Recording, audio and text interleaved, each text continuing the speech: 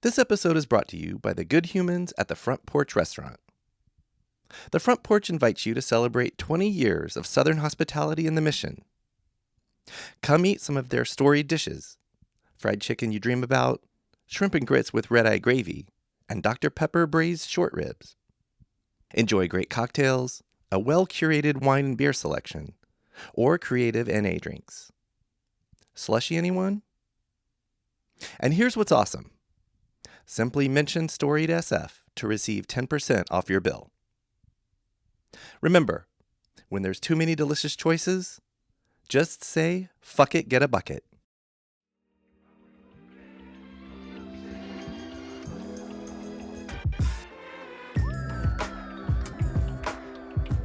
So just that was what we did. So we were just after school on the weekends, always parking lot pimping in some parking lot. If it was downtown San Francisco or in Daly City, we would just pick a spot. People would roll up their cars and we would just hang out. That was Make It Mariko founder Gina Mariko Rosales. I'm Jeff, and this is Storied San Francisco, a show about the artists, activists, and working people who make this city unlike any other in the world. Happy Asian American, Native Hawaiian, Pacific Islander Heritage Month. To celebrate, we're kicking things off with an episode on one of the hustlin'est people I know. In part 1, hear about Gina's extensive Filipino lineage. She's part of her family's first generation born in the U.S., in her case, at Seton Hospital in Daly City. She'll describe growing up in Pacifica and eventually going to high school at Sacred Heart in the city. After attending college across the Bay in Berkeley, she eventually found herself living in San Francisco as a young adult. Check back Thursday for part 2 and the rest of Gina's story, including how she founded Make It Mariko, a full-service events agency here in SF. Here's Gina. I'm Gina Mariko Rosales. I am a Bay Area native. I am the daughter of Armando and Lillian Rosales. And I'm also the CEO and founder of Make It Mariko Events and the director of this beautiful space we're in right now in Soma called Brave New Spaces.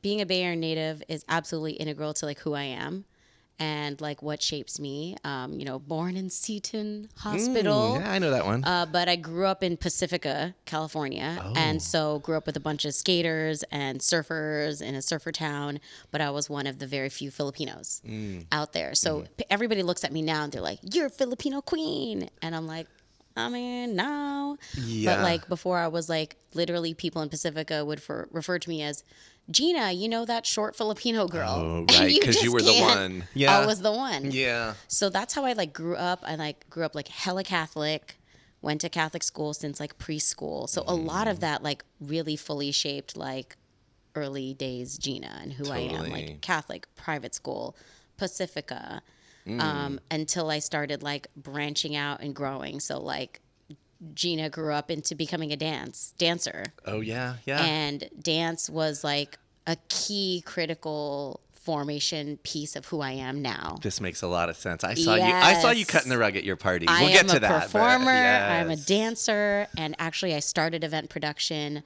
through dance. I was producing dance workshops. And then my first large-scale production was a show that I dreamt up with my artistic director, Emerson Aquino, when I directed this company called Funkanometry SF. Yes. So if you're old in San Francisco and a dancer, you know Funkanometry. Yes. And I produced this huge dance show at the Regency Ballroom. No way. Hell yeah, my Amazing. first big show, Regency, what the fuck? Yeah, folks were going to their proms and shit there, but you're like, I got other ideas. I'm going to throw a dance show. Hell yeah. So that's how I really got into doing events. But I tell people all the time that my exposure to events really started as being a Filipino. Yep.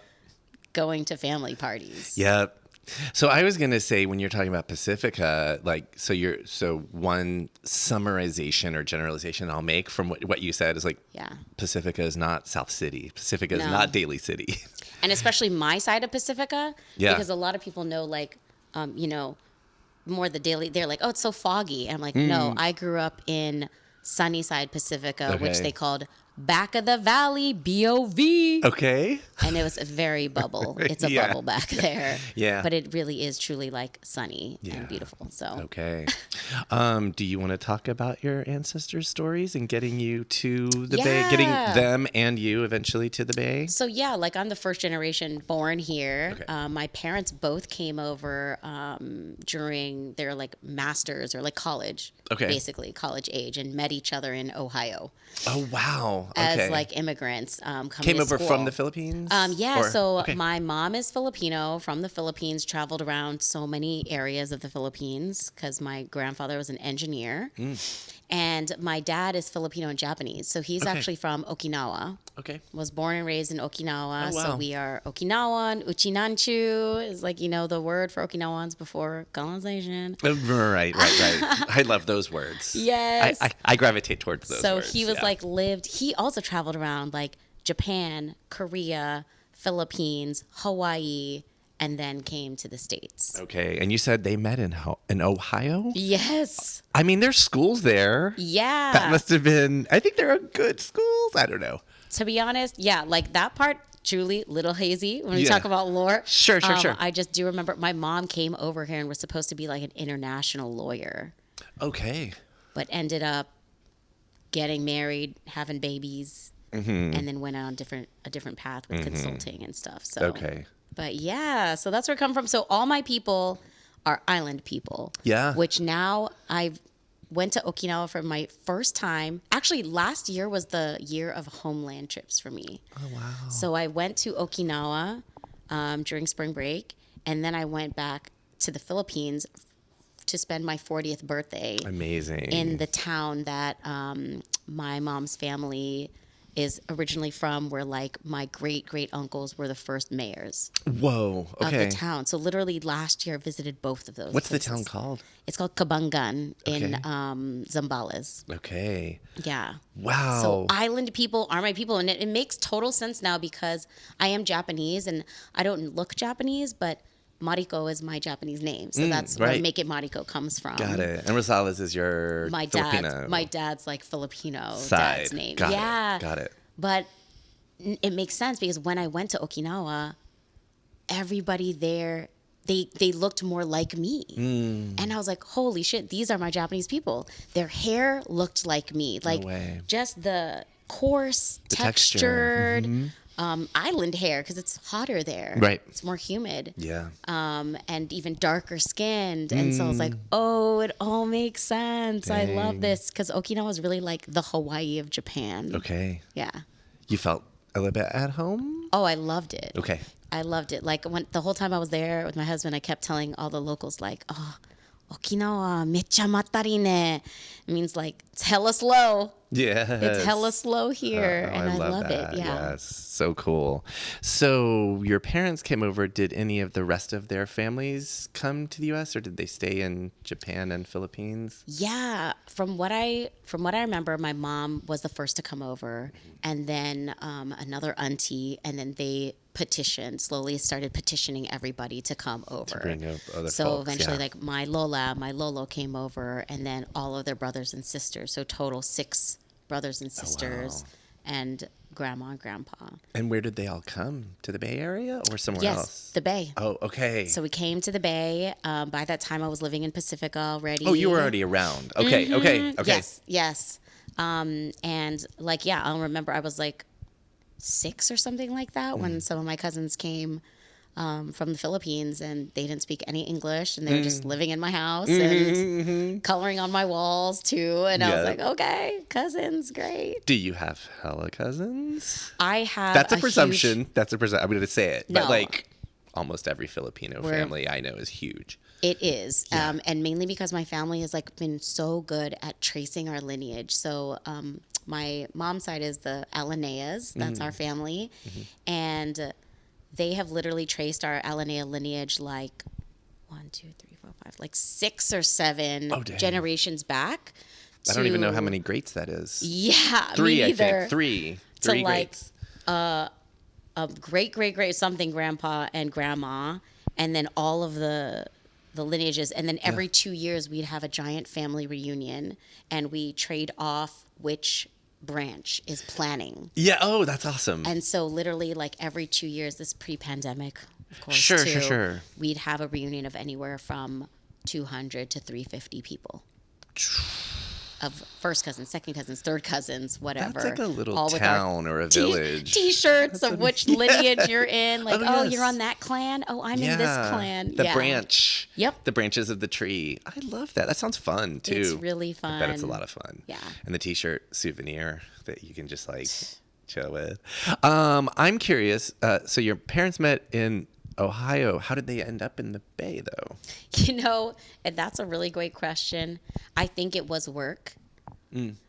But I can't remember exactly which job, but I do remember in like my earliest days of remembering, my mom worked for Levi's. Oh, yeah. And my dad worked for Charles Schwab. Oh, those are both, yeah. So like, Very as fuck. Very Bay. Totally. My mom worked for Levi's for like 17 years. Okay. So, like Levi's corporate. yes. Okay, wow. Like downtown Levi's.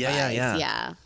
Literally, we just had our party last week, and the mayor was there, and my mom was chopping up Mayor Lurie about like Bob Haas and stuff. I was like, so cool. You're so cool. Those are homies. But yeah, I think it was work that brought them here. Okay. And do you know about when they came? Let's see. So obviously before you were born. Yes, before I was born. Yeah, because my brother was also born. I believe he was also born in Seton. Is he older He's or younger 5 than years you? older than me. Okay. Yeah. And he's their first kid. Mm-hmm. Okay. So that was like 80s. Maybe they moved here in the 80s and then Yeah. and then you came around. Well, It must have been, so it was like 81. So I think they probably moved here like either super late 70s or in 1980. Okay. So then we've got you being born in the later 80s, is that right? Yeah, 80s baby, and 85. I'm guessing your first memories are probably around 90 or 91, 90, 89, that kind of thing. But in Pacifica? Yeah. Like, do you have memories of anything before that? I definitely remember preschool. Like, I have preschool memories for sure. Me too. Yeah, like wearing my little preschool uniform and Yes. like I don't know why I remember like the songs they used to teach us. This was Catholic preschool? Yes. Yep. Very Catholic. Different than all church the songs? Jesus songs, Jesus loves you, all those things. Yeah. Yeah, and then I definitely remember all of those things, and like I also went to like a private Catholic school in Pacifica that's literally K through 8. Oh, wow. And every grade has only one class. I hear about schools like that, and I'm like, you gotta like get those kids going through puberty. You gotta get them away. It's wild. And then literally you're with the same people, like almost the same 30 people for 9 years. Yep. Wow. That's a lot of like baggage to stay with. Yeah. Like once you get labeled, you're labeled. Oh, right. You can't For escape. life. You can't just Yeah. be like reset somewhere I'm else. gonna be somebody else now with in other middle people. school. No, You're just stuck with them. Yeah. So then did you go to a different school for 9th grade? Yeah. So In Pacifica, high or- school was my first time like getting out. Okay. So I went to Sacred Heart Cathedral Prep. Yep, so yep. that's when I was like, I'm busting out. And went to the city. So there was That's like in the this little city, yeah. Pacifica carpool of SH kids, and we'd all go together. And I went to high school downtown for 4 years. Okay. Can we rewind? That's so hard to say. A little bit. Yeah. To because born and raised, but a little bit on the outskirts. Yeah. I want to hear if you can conjure your first memories and impressions of San Francisco. Like when, what were you doing? So- what was it like for young Gina? I absolutely remember visiting my mom at Levi's. So me and my dad would go pick her up after work, and there's that. It's contested right now because they're tearing it down. That whole fountain. Oh, the that Betancourt. Yeah. fountain. Villancourt fountain. Yeah, I remember running on that fountain, and don't slip, don't fall, because the water would kind of run through it. So definitely remember those moments. Like we would go to Fisherman's Wharf back in the day too. A lot of visiting there. To the arcade and other things, or what? I just remember seals. Like Yeah. that's definitely what I remember. Yeah. The seals. And I also remember coming into the city a lot to visit my grandfather's grave because he is Army vet, and he's buried in those army Presidio. graves in Presidio. Okay, wow. So amazing. we would always go to Presidio and visit his grave, and then we would go to Japantown. Yes. And my dad would always like take us for sushi, and we'd eat at the sushi boats. Yes. So that was like a prime memory, like going to Japantown with my dad, sushi boats, ice cream. I mean, maybe this is just the part of me that recently went to Texas, but I'm like, we're fucking so spoiled here. Like In the city? everything Yeah. you just mentioned, and that is basically still around. It's like amazing. Yeah, absolutely. So like I have a fond, like that's why I feel very tied to Japantown too. Just going there, eating sushi, the taiyakis. So they're like the fish cakes. Like there's red bean inside the little fish. Yeah. Yes, I Delicious. loved those. So we would always eat those too together. Yes. Shout out to Japantown. Yes. I absolutely. I live not far from there and Oh yeah. go as much as I can. Yeah. Okay, so those are some of your first earliest memories, but now I'm assuming when you hit 9th grade, you're like 13, 14 kind of thing. Yeah. And now you're coming to the city every day. Yep. And this is... It's like Goff and Ellis. Yeah. So St. Mary's Cathedral was our church. Right. Yeah. That's the washing machine, right? What? Isn't that one, right? What do you mean by... And the city titty? It's the same church. What? Yeah. I don't know any of those So the way that words. it's shaped, people call it the washing machine because it looks like this thing's in the top load washing machines that spins. On top of it, you mean? Just like the shape of the building. That's crazy. And then I've from literally never certain heard that. angles, including Dolores Park, which is the one I'm familiar with, at certain times of sunny days, it casts a shadow that city looks like a titty? boob. Yeah, it looks like a boob. I can't believe I've never heard that before. Well, you heard it here first, so. Learning something new about my city every day. I love that. You were too busy going to the church. Yeah. It was just harder to see both things. Oh my gosh. But yeah, so I was downtown all the time. Yeah. Yeah. And we were like, what I loved about, it was just funny about being at Sacred Heart is like, you're so downtown. There's no parking. Mm-hmm. So once I started driving you'd have to have a lottery to get a spot in the St. Mary's Cathedral parking lot. And if you didn't win the lottery, you literally had to every lunch break go to the office and get a pass, and everyone would have to go move their cars. Wow. During high school. Like this was just like a part of school downtown was like, everyone's moving your cars. Oh, just take the chalk off. Just rub the chalk off and you're good. Or just roll forward so the chalk isn't showing anymore. Like all those little city tricks, you know? Oh my God. I love it. And I've never heard that. I don't think it's been on this podcast, but wow. What? That's like intricacy. Ooh, first, intricacy. boom. So yeah, wow. They don't do that chalk anymore. I hope they've worked out a better system by now. It's so funny. Literally the meter maids would just roll up in the car. They'd have a long stick with a piece of chalk on the end of it, and they would just roll down all the chalk. Totally. Yeah. I always, when that's happened to me, I've just like got in the car and like moved it up a couple feet. Exactly. To roll the chalk Yep. around. Yeah. So I'm guessing also, I'm math challenged like all of us are, but like you started high school like around 2000 or so? Yeah, 2000. Okay. Were you hanging out in the city much after, like, let's say after a day of school, or were you just heading back? Totally. I mean, so I was like a choir kid, and I was a part of step team, which was like the dance team. Mm-hmm. And so we would have practice. We'd have like choir practice and then like dance practice. So I was always staying downtown. And then like in between, we'd always go to the AMC Van Ness. Yes. Because they 1000 Van Ness. opened a Venture Frogs there. Yes, I remember that. Mm-hmm. So there was like a boba shop. So we would always kick it at that boba shop and eat popcorn chicken. Yeah, yes. Yeah, or like the corner store, would sell like the dollar sandwiches to everyone at school. So yeah, we were always around.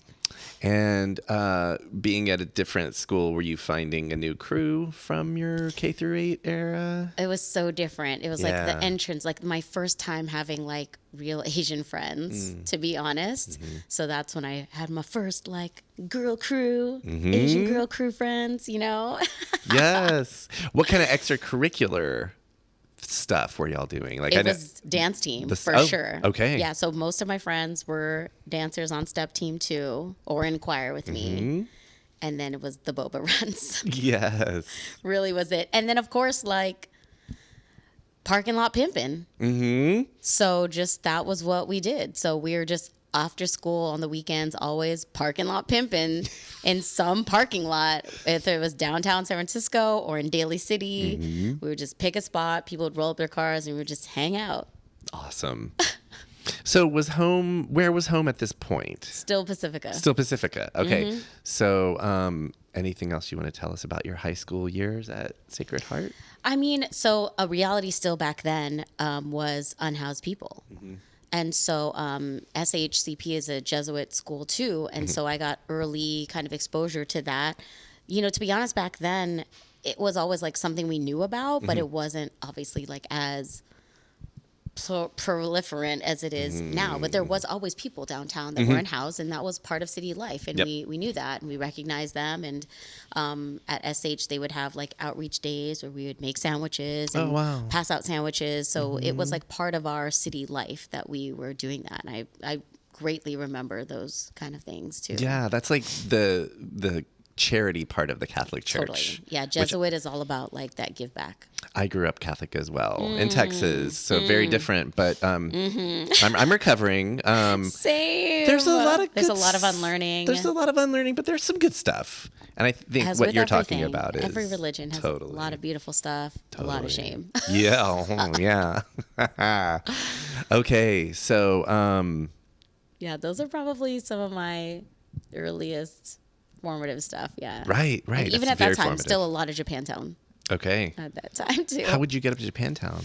We would just like take the bus, Yeah, or walk. take Muni and walk there. 38. And you know, to be honest, at that time too, because so this is like pre-18, there were all these parties in the city back then that we would go to, under 18 parties, like Imagination, like things called like that. Sure. Where it was basically like rave / hip hop. Oof, yeah. So there was always like a rave room where everyone had their lights, like the glow lights, and like, you know, just doing rave dances and like shows in your face. And then there was like a hip hop room. So that was like, it was always like that. It's and just then a good time. yeah, so we It's would a just like good-ass go time. between each, and like some people were like, no, I'm gonna stick to this room here, and then we'd like meet in the middle and just hang out. Yep. So those were like the early party days. Amazing. In the city, and those parties were so fun. So good. 2000s. So fun. A lot of yeah. dancing, just good style dancing. And this was still pre-facing the DJ party. Okay. You know what I mean? I don't. So like meaning like when we were at the party, we faced each other. Oh, right. And danced Versus as the DJ opposed in the to front. facing the DJ. Got it. Because there's Yeah. a very like, I feel like set time when people started doing that. Right. Yeah. When DJs became a thing. The show. Yeah. Yeah. Yeah. As All opposed respect to, to DJs. It's absolutely. just a different vibe Very different. altogether. Very different. Yeah. Okay. Did you go to college, or what did you do after high school? Yeah. Okay. I went to Berkeley. Okay, well, not far. So literally just sticking with the Bay. I literally just made my way, like, what is that? Northeast? Yeah. East, north? I don't know, whatever. I'm horrible at No, but there's an arc. directions Like if you also. look at the map, there's an Yeah, arc from Pacifica to Daly SF City, to San Francisco, Berkeley. Okay. So I And went did you to live over Berkeley. there? I did. I moved. So that's when I moved to Berkeley. First time out of your parents' house. First time out, lived there for 4 years, loved it, Mm-hmm. fell in love with Berkeley. Dorms the whole time, or did you? Dorms like 1 year, then like a co-op house. Ooh, awesome. 1 year, and then like apartments with my friends. But I was always within like College Avenue, downtown Berkeley. Yeah. So loved it. Yeah. I was just over there recording a podcast the other day at a place called Strawberry Creek Park. Yeah. Do you know Strawberry Creek? Yeah. Yeah. So beautiful. Berkeley's so beautiful, Yeah. just in general. So like I studied philosophy I was just going to ask. and education. Okay. And I was supposed to be an English teacher. Interesting. Yeah. Supposed to be. I was really truly On the the path. track. I was on the track. Yeah. I graduated and I had all my applications in for grad school. I was like a shoo-in to the grad school program because I was already working with the professor with literacy programs, had already passed all the tests, but just some things happened in life with that professor and I ended up not getting into Berkeley and I got into UCLA. But I For was grad like- school. For grad school Okay. to become a teacher. And I was like, hell no, I'm not going there. Right. It's you do like the vampire thing. Like, Yeah. no, sign of the Like, cross, I just LA. applied Yeah. to have a backup. But Yeah. Funny. So did you graduate with a philosophy degree? Yeah. And you said and education? Education minor, yeah. Education. I have a English major, philosophy minor. Oh, Yeah. I love it. Yeah, I really loved studying philosophy. I It's a little absolutely bit loved wonky it. stuff, but it's useful, I feel like. I loved it. I was like, if I'm going to have to read shit and write papers about it, I want to read shit I'm actually interested in. Yeah. So that's why I chose that over English, because I was like, I don't really want to read Shakespeare. I'd rather read Plato and like, moral philosophy and things like that. So No shade on Shakespeare or the people who like absolutely, reading, but it's not for me. Not for me at all. No, I like, wherefore art thou indeed? Yes. Like, I don't get it. Exactly. Like I've always been like that, thinker, and like I loved it. Yeah, I mean that speaks to who you are, I think. Yeah. Part of it, right? Truly. So did you not go to grad school at all? Yeah, so I ended up, I graduated Berkeley 2008 Okay. when the market crash happened. So I was promised these big dreams of like a great job after graduation, and there was absolutely nothing for me out there. And so I actually ended up moving back to Pacifica. Okay. And applied for like 100+ jobs that year, and ended up going into AmeriCorps Vista. Okay. Yeah, that program. So I don't know if you know about Vista, but I don't know specifically about Vista. You want to tell me and the listeners? AmeriCorps is just generally you generally go to another country and you're volunteering.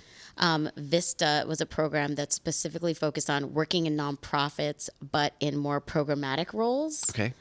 And so the whole job was to we want you to feel what other people and that you're serving feel that are in poverty. So you're only allowed to make this much money. Oh, dang. And you're not allowed to have any other job. You must live at poverty level for this whole year. Okay. But we'll give you a job and we'll give you some money. And to be honest, I was like, great, it's a job. Totally. So I took it, and it was just enough money that allowed me to move to San Francisco. Oh, wow. And so you share got the a room. program here. I worked to do for it here. Okay. a literacy arts nonprofit in San Francisco, and was able to get my first shared room with a friend and live in Lower Nob Hill. No way. Yeah. So did the program find your housing, or did you like go Absolutely Craigslist? not. No, that was just like a homie. Yeah. It was. Oh, or a homie. Yeah. I got introduced, Excellent. and he had a rent controlled apartment. Yep.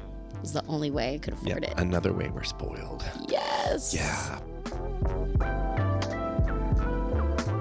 That was Gina Mariko Rosales. On the next episode, hear the rest of Gina's story. Part 2 drops this Thursday, wherever you get podcasts. Music for Storied San Francisco was produced, performed, and curated by Otis McDonald.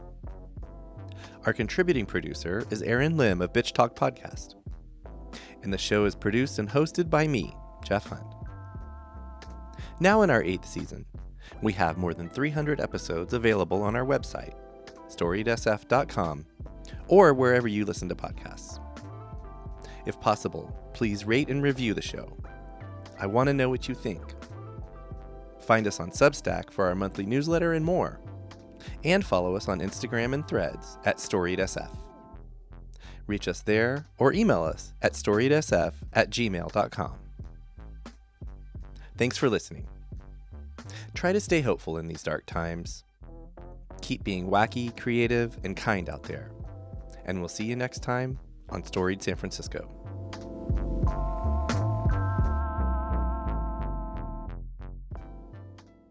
We acknowledge and respect the first humans of the unceded land we call San Francisco, the Ramaytush Ohlone.